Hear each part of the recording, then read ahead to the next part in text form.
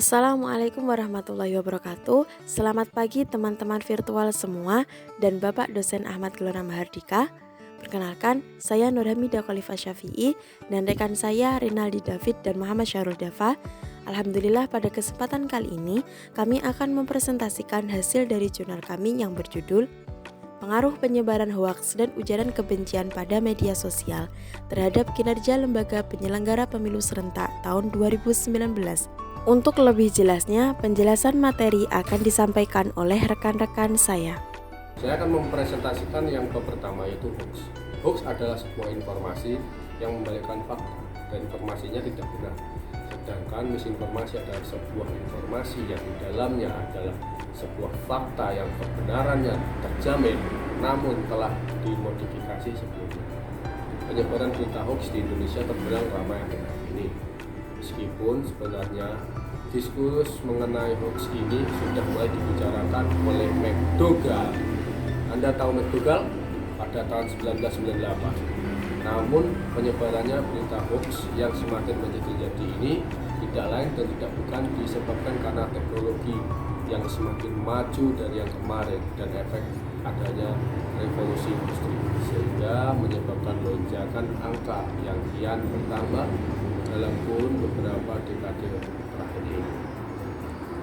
Pada pemilu tahun 2019 kemarin tercatat ada sekitar 50 lebih konten hoax yang menyasar media sosial terutama Facebook, Twitter, YouTube, dan WhatsApp. Bahkan dalam Facebook itu sendiri sangat realistis menunjukkan ujaran kebencian politik untuk ditujukan ke lembaga pemilihan umum atau yang kita sebut sebagai KPU. Terhitung dari 50 lebih konten tersebut ada beberapa macam konten yang diberikan, mulai dari hoax mengenai logistik surat suara hingga hoax terkait pencoblosan. Selanjutnya yang kedua saya akan menjelaskan tentang penyelenggaraan pemilu.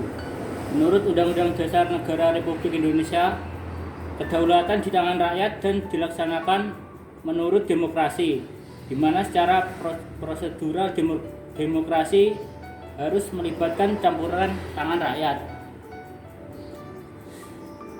Hal tersebut dapat kita lihat dalam UUD NKRI pada pasal 22E yang mengatur tentang pemilihan umum.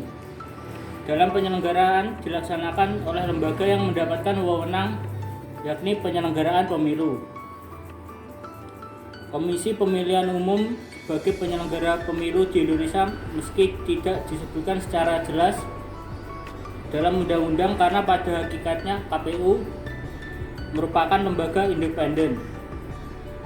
Independensi yang dipegang oleh KPU meliputi independensi institusional, independensi fungsional, dan personal. Mengenai tugas dan wewenang yang bermacam-macam dan cukup kompleks, KPU dapat membuktikan bahwa sukses atau tidaknya pemilu tersebut memang berada pada tangan KPU. Namun, tidak menutup kemungkinan KPU juga akan lemah terhadap faktor X yang tiba-tiba hadir sebelum pemilu berlangsung. Contohnya, penyebaran hoaks dan ujaran kebencian politik yang terjadi pada pemilu serentak tahun 2019 lalu. Seperti yang sudah dijelaskan di awal, bahwasannya pemilu tahun lalu tersebut diramaikan oleh berita hoaks atau ujaran kebencian yang lalu lalang seenaknya di media sosial. Bahkan dengan jelas berita hoaks tersebut ditunjukkan untuk menyerang KPU. Banyaknya berita hoaks yang menyerang KPU seperti yang telah disampaikan di atas, tidak semua berdampak signifikan terhadap kinerja dan tahapan pemilihan umum. Mungkin hanya beberapa berita hoaks yang mampu menghambat dari kinerja KPU dan tahapan pemilihan umum tersebut. Namun, apabila kita lihat dari kaca KPU nasional atau KPU pusat, penyerangan berita hoaks tersebut cukup berpengaruh pada psikologi anggota penyelenggara pemilu dan menyebabkan kerancuan anggota penyelenggara pemilu. Pemilu serentak seperti tahun 2019 yang lalu sebenarnya bukan momok untuk tidak melakukan pemilu serentak di tahun berikutnya. Namun, perlunya strategi dari penyelenggara pemilu atau lebih tepatnya KPU sangat diperlukan untuk keberlangsungan pesta demokrasi pada tahun berikutnya. Sekian dari kelompok kami, apabila ada kurang lebihnya mohon maaf yang sebesar-besarnya. Jika ada kekurangan mohon ditambahkan dan jika ada kelebihan mohon dikembalikan. Wassalamualaikum warahmatullahi wabarakatuh.